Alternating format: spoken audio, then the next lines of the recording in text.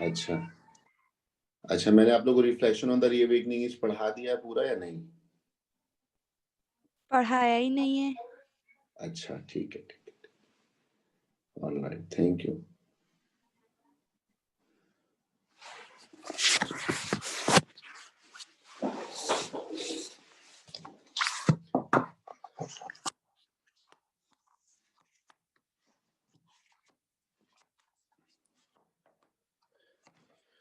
आप लोग अपने नरेशन वाले नोट्स के साथ रेडी रहिएगा बेटे।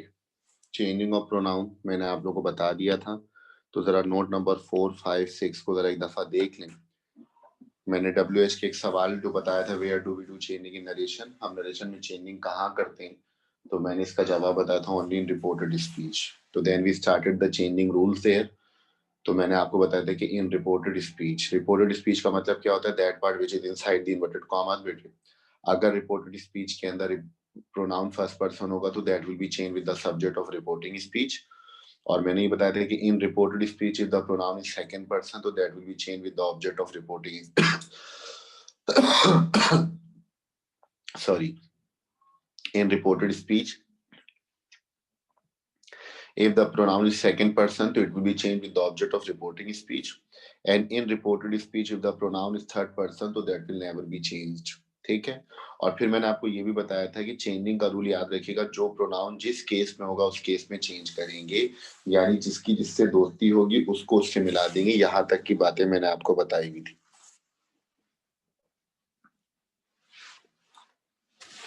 अच्छा, उसके बाद if you talk about the changing of tenses,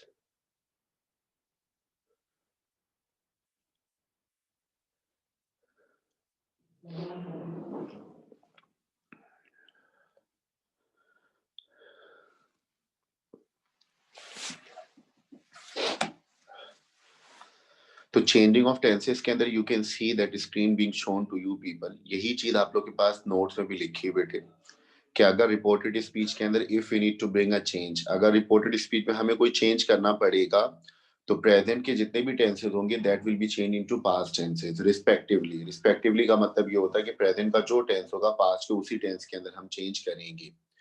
यानी present indefinite will be changed into past indefinite, present continuous will be changed into past continuous, present perfect will be changed into past perfect, and present perfect continuous will be changed into past perfect continuous। ठीक है। तो present के जितने भी tenses होंगे हम उसको direct से इनडायरेक्ट बनाते हुए पास्ट के अंदर चेंज कर देंगे। अच्छा, now you can see the yellow colour के अंदर जो पास्ट इंडेफिनिट पास्ट के अंदर लिखा हुआ है, तो याद रखिएगा past tense rotates itself into past, यानी पास्ट टेंस चेंज होकर पास्ट में ही रहता है। पास्ट को हम ऐसा नहीं किसी और टेंस में चेंज करेंगे।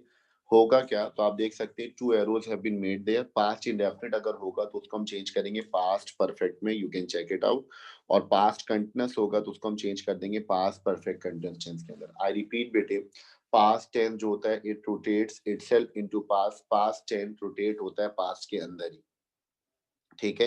तो past indefinite is change into past perfect and past continuous is change into past perfect continuous tense. अच्छा, rest of the two tenses of the past like perfect and perfect continuous tense they will never be change. इनको change नहीं किया जाता है, जो मैंने box में बनाए हुए दे रिमेन अनचेंज। ये डायरेक्ट स्पीच में हो या इनडायरेक्ट के अंदर इनको चेंज नहीं किया जाता है। उसके बाद नीचे अगर आते हैं तो देखिए फ्यूचर टेंस के अंदर 1 helping verb 2 helping verb are very common there. 2 helping verb बड़े कॉमन होते हैं, वो कहलाते हैं विल और शैल। तो फ्यूचर का कोई सा भी टेंस मिलेगा बेटे आपको, तो kindly keep in the mind कि फ्यूचर के अंदर विल और शैल कॉमन होगा। तो आपको अगर डायरेक्ट स्पीच के अंदर विल या शैल दोनों में से कोई सा भी वर्ड मिलेगा तो instead of that you need to apply would. अब किसी ने अगर यहाँ पर अल्लामागिरी की ना कि सर विल की जगह वुड और शैल की जगह शुड लगा लेंगे, तो फिर उसके दिमाग के अंदर जो अभी बुखारात होगी बाद में मैं ठीक कर दूंगा। देख लीजिएगा, विल और शैल दोनों की जगह वुड आएगा, कैन होगा मॉडल वर्ब तो कुड अप्लाई करेंगे, मे होगा तो माइट अप्लाई करेंगे, और अगर मस्ट होगा तो उसकी जगह हम क्या अप्लाई करते हैं, had to. These are the changes which have been mentioned in your notes as well. उस नोट्स के अंदर भी लिखा हुआ आपके पास। ठीक है। अब अगर हम आगे चलते हैं तो that is called changing of adverb. ये नॉर्मली आपको याद है, प्रॉपरली आपने पढ़ा हुआ है चेंजिंग ऑफ एडवर्ब के अंदर कि दिस की जगह दैट लगाते हैं, दिस की जगह दोज, हेयर की जगह देयर, नाउ की जगह देन, हेंस की जगह देंस, टुडे की जगह दैट डे, यस्टरडे की जगह the last day, the previous day, the day before, tomorrow की जगह द नेक्स्ट, या फिर द कमिंग, और या फिर फॉलोइंग डे, यानी the next day, the coming day, the following day, इनमें से कोई सा भी वर्ड अप्लाई कर सकते हैं। तो एडवर्ब की चेंजिंग के अंदर इतना बड़ा मसला नहीं है, ठीक है। अब देखिए, changing of tenses, changing of adverb और changing of pronoun, these three has changing has been discussed there. अब आपने क्या करना, देखें, ये वो बच्चे जो थोड़े बहुत अच्छे बच्चे हैं, जैसे अब्दुल्ला है, माशाल्लाह से, आफरीन जिया है, अफशीन रशीद हैं, अक्सा नज़ीर हैं, और वदीका वगैरह, फातिमा जई है माशाल्लाह से, ठीक है, या शरा है, तानिया खान है, ठीक है, वर्दा है, उनसा है, उनैजा है। बॉयज के अंदर मुझे हुजैफा भी नजर नहीं आ रहा, वरना हुजैफा भी है, हाँ नजर आ गया, हुजैफा भी है। तो इन बच्चों को तो समझ में आता है कि इंग्लिश इंग्लिश इनकी इंग्लिश माशाल्लाह पहुंची, और कुछ बच्चों को शायद मैं जानता नहीं, मुबशरा भी अच्छी बच्ची है, तो ये चेंजिंग तो समझ में आ जाएगी। लेकिन कुछ बच्चे जिनको टेंसेस में परेशानी होती है बेटे, तो उसके लिए देखिए, ये वन वर्ड चेंजिंग का स्लाइड मैं आपके सामने शो कर रहा हूँ, ठीक है। अगर रिपोर्टेड स्पीच के अंदर कोई टेंस अगर दिया हुआ है और आप उसको पहचान नहीं सक रहे कि विच टेंस इज इट, ये टेंस कौन सा है हमारे पास, ठीक है, तो ये मैं स्लाइड शेयर कर दूंगा बाद में, इसको ये वन वर्ड चेंजिंग आप लिख लीजिएगा, ठीक है। तो आप क्या करें, उसके कीवर्ड को चेंज कर दें।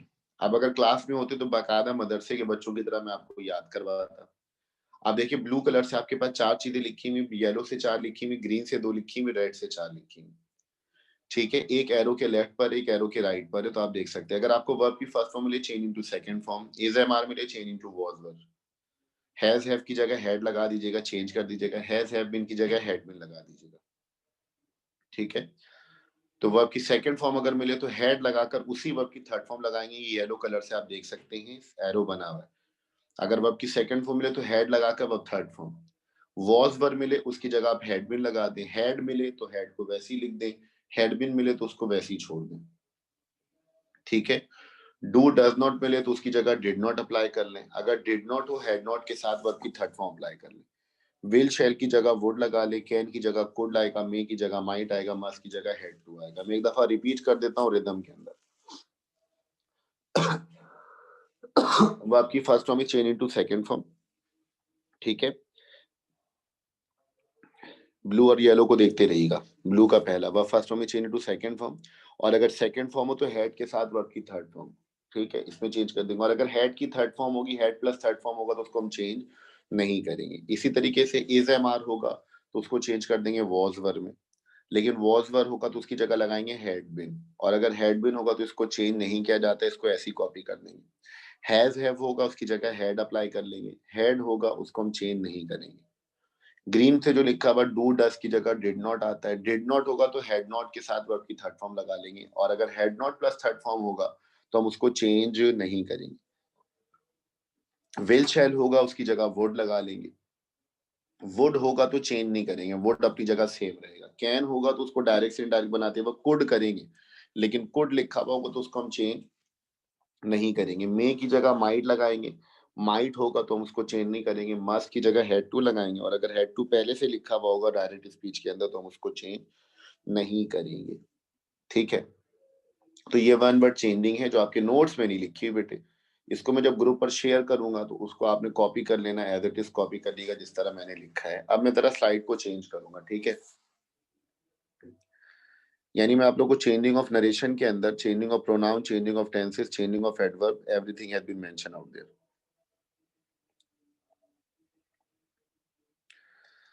अब मैं जो आप लोग को नरेशन पढ़ाऊंगा इस टाइप के लिहाज से पढ़ाऊंगा जो मैंने यहाँ पे स्लाइड तैयार की हुई, टाइप ऑफ सेंटेंसेस, ठीक है। Practically we are going to start the narration, तो be very vigilant out there. Changing के रूल मैं आपको बता चुका हूं, अब हम प्रैक्टिकली नरेशन को शुरू कर रहे हैं बेटे।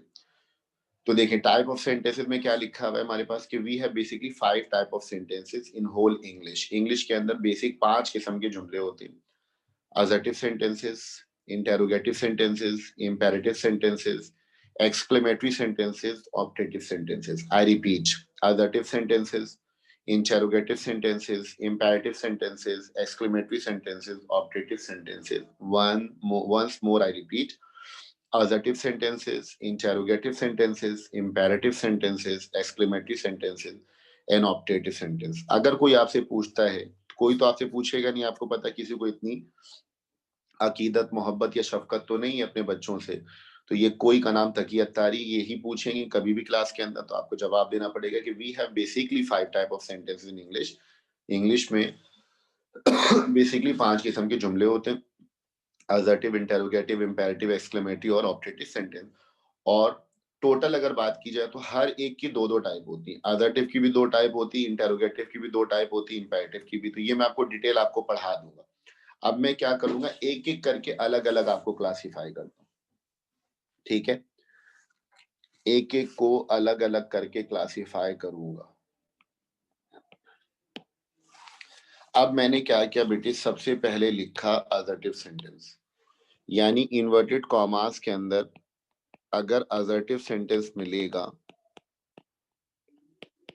तो हम उसके अंदर डायरेक्ट से इनडायरेक्ट में कैसे कन्वर्ट करेंगे, ठीक है, how to convert this sentence from direct to indirect speech. तो मैं आपको पहले रिदम बता देता हूँ, आपको याद होगा।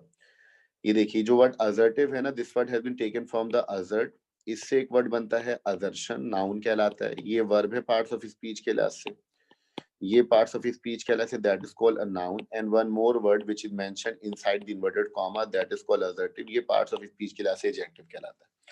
अब असर्ट का मतलब होता है to describe something, to elaborate something, to state something और टू नरेट समथिंग। उर्दू में कहा जाए तो इसका मतलब होता है बयान करना। तो फिर असर्शन का मतलब उर्दू में क्या हो जाएगा, बयान। और असर्टिव का मतलब उर्दू में क्या हो जाएगा, बयानिया।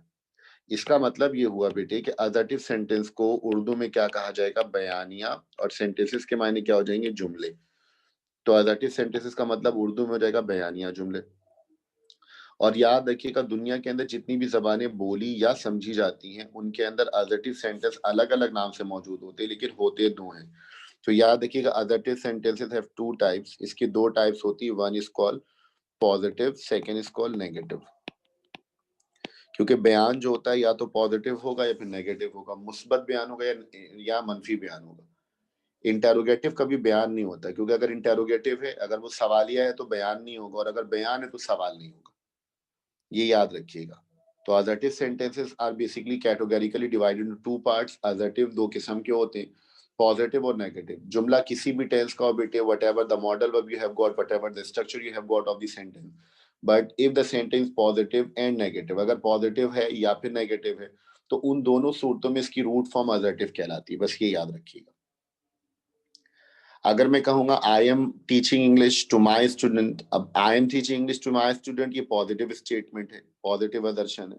और अगर मैं कहता हूँ I am not teaching English to my student, ये नेगेटिव स्टेटमेंट है। You can help the poor people, ये पॉजिटिव स्टेटमेंट है। You can not help the poor people, ये नेगेटिव स्टेटमेंट है। You should make the most of free time, ये positive statement. और अगर लिखा हुआ you should not make the most of free time, ये नेगेटिव स्टेटमेंट है, ठीक है। They had seen a nightmare, that is present, that is positive statement. और अगर कहा जाए they had not seen a nightmare, तो ये नेगेटिव स्टेटमेंट है। जुमला पॉजिटिव हो या नेगेटिव, होता पॉजिटिव है, ये याद रखिएगा। हाँ, ये जो पॉजिटिव सेंटेंस है इसी के बहुत सारे नाम होते बेटे। इसको अफर्मेटिव भी कहा जाता है, इसको स्टेटिव भी कहा जाता है, और इसको डिक्लेरेटिव डिक्लेरेटिव भी कहा जाता है, डिक्लेरेटिव सेंटेंसेस। लेकिन कोई सा भी टेंस हो, कोई सा भी मॉडल वर्ब हो, हमने क्या करना है, याद रखना है कि assertive sentence is two type, one is called positive, second is called negative, ठीक है।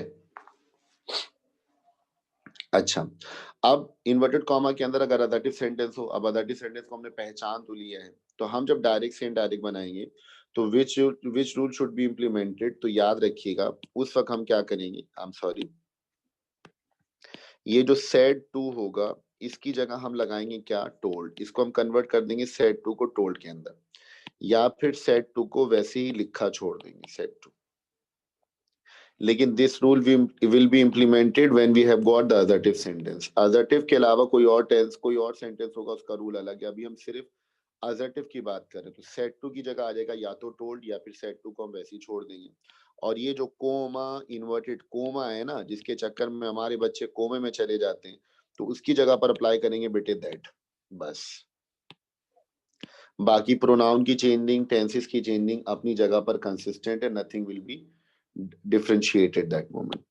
अगर इन्वर्टेड कॉमा के अंदर अदरटिव सेंटेंस मौजूद होगा तो हम उसको जब डायरेक्ट से इनडायरेक्ट बनाएंगे तो said to will be replace by told either, और said to will remain same in, अच्छा instead of comma in comma, यानी कॉमा इन कॉमा को ओपन करने के लिए हम क्या अप्लाई करेंगे, दैट अप्लाई करेंगे बस। बाकी changing of pronoun, changing of tenses अपनी जगह पर सेम है, ठीक है। अब मिसाल के तौर पर कैसे, मैंने सेंटेंस नंबर 1 लिखा और जुमला क्या लिखा, ही, फिर लिखा सेड टू मी। अब मैंने लिखा I can not do this work today, ठीक है। अब he said to me I can not do this work today. अब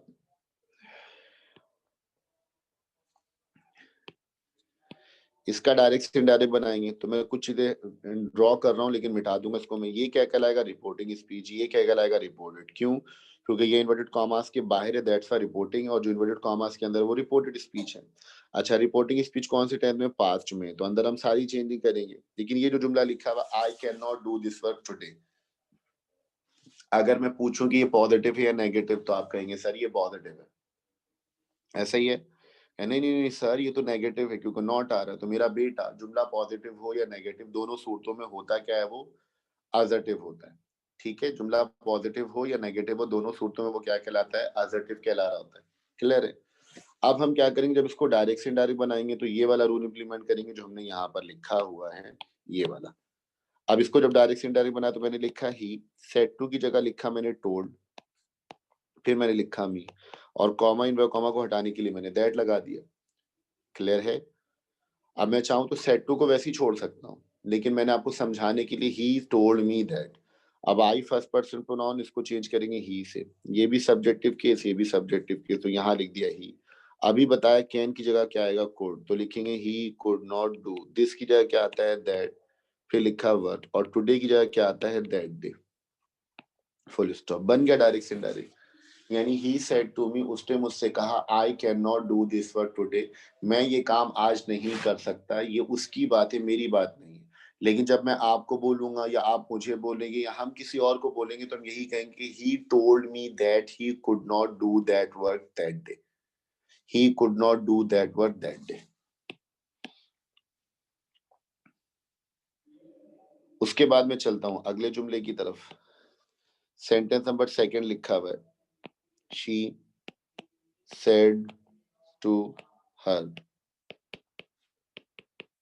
you have change your identity.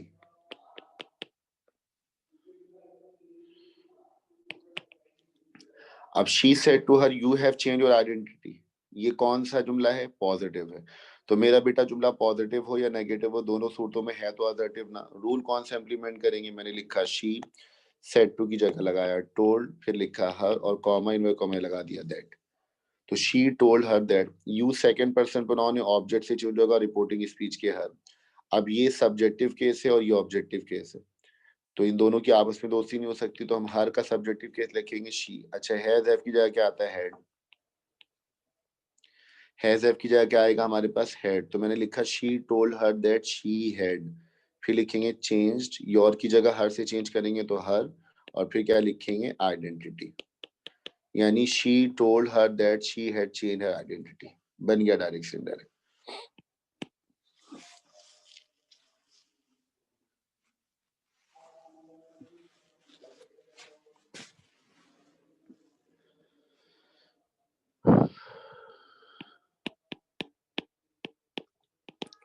फिर मैंने लिखा John said to me if you do not tell the truth,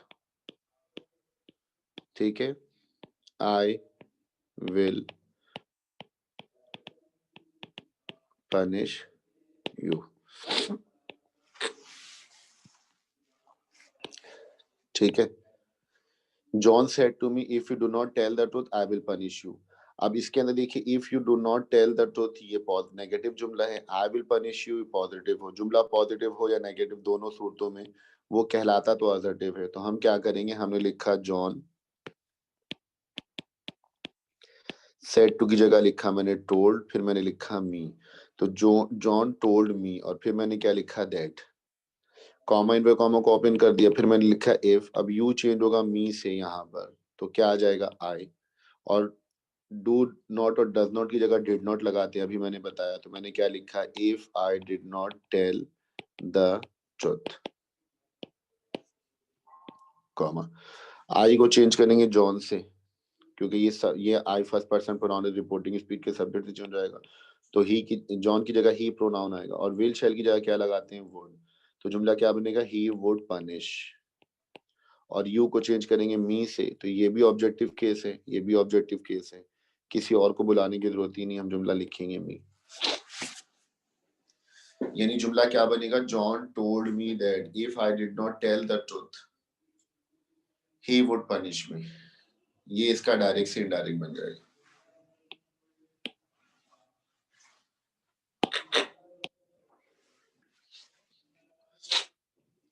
अब मेरे ख्याल में आपको ये बात समझ में आ जानी चाहिए, ठीक है। अच्छा, ये हो गया असर्टिव सेंटेंस। अब असर्टिव सेंटेंस के अंदर क्या बातें हैं याद रखिएगा। आपके जो नोट्स के अंदर नरेशन की एक्सरसाइज नंबर 1 दी हुई है ना, 1 से लेकर 20 तक जो सेंटेंसेस दिए हैं, ठीक है। तो इसके अंदर सारे जुमले असर्टिव के हैं, ये 20 जुमले। अब ये आपने क्या करना है, इसको सॉल्व करना है। सॉल्व करने के बाद उसकी पिक्चर लेंगे, और पिक्चर लेने के बाद मुझे पर्सनली व्हाट्सएप कर देंगे, ताकि मैं देख लूं उसको या सही है या गलत है। फिर मैं उसकी आंसर की आप लोगों को भेज दूंगा। जो बच्चा मुझे भेजेगा मैं उसको ही दूंगा। अब वो भले से जिसको शेयर करना चाहे कर ले, लेकिन नरेशन की क्लास के अंदर याद रखिएगा, जब तक आप प्रैक्टिस नहीं करेंगे you will not get into it, आपको समझ में आने वाला नहीं, ठीक है। हाँ, उसमें एक बात का ख्याल ये रखिएगा, कुछ जुमलों के अंदर जो रिपोर्टिंग स्पीच का लिसनर है ना, लिसनर जैसे शी सेड टू मी, तो अभी जो मी है तो वो रिपोर्टेड स्पीच के अंदर लिखा हुआ होगा, ठीक है। तो आप उसको तरतीब में बाहर निकालेंगे, उसके बाद जुमले को बनाइएगा, क्योंकि आप जुमले बनाओगे तो आपको परेशानी होगी। जब बनाओगे तो परेशानी होगी, नहीं बनाओगे तो परेशानी नहीं होगी, तो फिर आपको टेंशन लेने की जरूरत नहीं होगी। इस बात को आपने याद रखना है। तो असर्टिव सेंटेंस इतना मुश्किल नहीं है, ठीक है। असर्टिव सेंटेंस इतना मुश्किल नहीं है जितना आप लोगों के लिए आगे वाले जुमले में परेशानी होगी। तो मैंने असर्टिव का रूल आपको बता दिया है, तो you are suppose to keep in the mind. अगर किसी को कोई सवाल पूछना है तो within no time kindly raise your hand about the lecture which I have given, क्योंकि मैं स्विच कर रहा हूँ टॉपिक को अगली तरफ।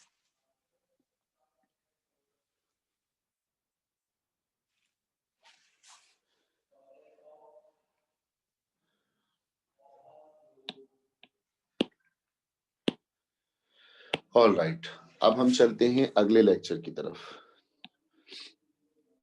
अब्दुल्ला ने सवाल पूछना। जी अब्दुल्ला साजिद, बोलिए क्या सवाल है बेटे आपको। सर कब तक करेंगे? जब तक बन जाए बेटे, आराम से, आपके पास टाइम है। अगली क्लास से पहले पहले जमा करा दो तो ज्यादा बेहतर है। जी ठीक है sir, thank you. All right बेटे।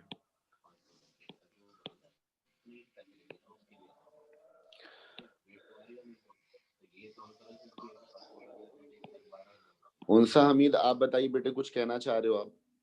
सर पेज नंबर दोबारा बता दें। बेटा लास्ट पेज है नरेशन का ना, सबसे नोट्स का सबसे आखिरी पेज है। Okay sir. ठीक है, उसमें 20 जुमले दिए हुए होंगे, सारे असर्टिव के हैं। जी ओके सर। थैंक यू बेटा। ठीक है। अच्छा, ये जो टॉपिक अभी मैं आपकी स्क्रीन पर शेयर कर रहा हूँ बेटे, नजर आ रहा होगा आप लोगों को। तो ये मुकम्मल तो नहीं होगा, लेकिन कुछ बेसिक चीजें आपको बता दूं ताकि अगली क्लास में आपको याद रहेंगे। देखिए, हमारे पास सेकंड टाइप ऑफ सेंटेंस जो है वो क्या कहलाता है, interrogative sentences. What do we call it, interrogative sentence. अब इसका मैं रिदम आपको अगर बताऊंगा तो याद रखिएगा। देखिए, interrogative is a word which have been taken from the word interrogate, ठीक है। Interrogative is a word which have been taken from the word interrogate. ये वर्ड दिया गया इंटेरोगेट से। अच्छा, इंटेरोगेट पार्ट्स ऑफ स्पीच के लास्ट से verb कहलाता है। फिर उसके बाद एक वर्ड होता है इंटेरोगेशन, ये नाउन कहलाता है, और ये जो वर्ड लिखा हुआ है interrogative, that is called adjective, इसको एडजेक्टिव कहा जाता है। ठीक है, अब इंटेरोगेट का मतलब होता है to ask something, to inquire something, यानी उर्दू में अगर कहा जाए तो उसका मतलब बनेगा सवाल करना। क्या कहलाएगा? सवाल करना। तो इंटेरोगेटिव का मतलब हो जाएगा सवालिया, सेंटेंसेस के मायने हो जाएंगे जुमले। इसका मतलब इंटेरोगेटिव सेंटेंसेस को उर्दू में क्या नाम दिया जाएगा बेटे? सवालिया जुमले। क्या कहेंगे हम? सवालिया जुमले। जिस तरह असर्टिव को हम बयानिया जुमले कहते हैं, इसी तरह इंटेरोगेटिव को हम सवालिया जुमले कहते हैं। उर्दू में क्यों लिखवा रहा हूँ, इसकी मीनिंग आपको, इसका फायदा आपको आखिर में खुद समझ में आएगा। ठीक है, ठीक है। अच्छा, अब बात करते हैं interrogative has also two types, as assertive has two type, positive and negative. इसी तरह इंटेरोगेटिव यानी व्हिच वी कॉल्ड सवालिया जुमले, तो सवालिया जुमले हैज टू टाइप, सवालिया जुमलों की दो किस्म होती है। आप ग्रीन कलर से देखिए लिखा हुआ है कि one is called simple interrogative sentences and second is called real interrogative sentences. I repeat, interrogative दो किस्म के होते हैं, एक कहलाता है सिंपल इंटेरोगेटिव सेंटेंसेस और दूसरा क्या कहलाता है? Real interrogative. अब नॉर्मली बच्चों में से, आप में से बहुत सारे बच्चों को शायद ये मालूम ना हो और बहुत सारे बच्चों को मालूम भी हो। अब बच्चे कहते हैं सर जिस जुमले के आखिर में सवालिया निशान आ जाए वो इंटेरोगेटिव है। नो डाउट इंटेरोगेटिव है, लेकिन इंटेरोगेटिव कौन सवाल है, अब हमें फर्क करना पड़ेगा, क्योंकि we have two types, one is called simple interrogative, second is called real interrogative. अब सिंपल और रियल क्या, मैंने दो चीजें ब्रैकेट के अंदर ब्लैक कलर से लिखी हुई, तो ये पहचान होती। क्या पहचान है भाई? Simple interrogative sentences always start with helping verb. Simple interrogative sentences always start with helping verb, यानी वो सवालिया जुमला जो हेल्पिंग वर्ब से शुरू होगा बेटे, वो सिंपल इंटेरोगेटिव कहलाएगा। अब हेल्पिंग वर्ब हमारे पास कौन कौन से होते हैं? Is, am, are, was, were, can, could, may, might, will, shall, has, have, had, do, does, did, ये सारे। अगर इनमें से किसी वर्ड से कोई जुमला शुरू होगा तो वो सिंपल इंटेरोगेटिव होगा, लाजिम है। और real interrogative sentences always start with W H word. W H का मतलब जिन अल्फाज को लिखने में डब्ल्यू एच दोनों शुरू में आते हैं, आपको मालूम हो डब्ल्यू एच फैमिली के वर्ड होते हैं। When, where, why, how, who, whose, whom, how much, how many, how often, which, ये सारे। अब सवाल के अंदर आपको पहचान याद रखनी पड़ेगी। If a sentence start with helping verb that is called simple interrogative, and if a sentence start with W H word that is called real interrogative. अब अगर आपसे मैं पूछता हूँ have you done your work, तो ये simple है because it is starting with helping verb. ठीक है, do you pay your taxes, simple. Will you go there, simple. Can you do me a favour, simple interrogative. और अगर मैं पूछता हूँ what is your name, where do you live, what are you doing, how have you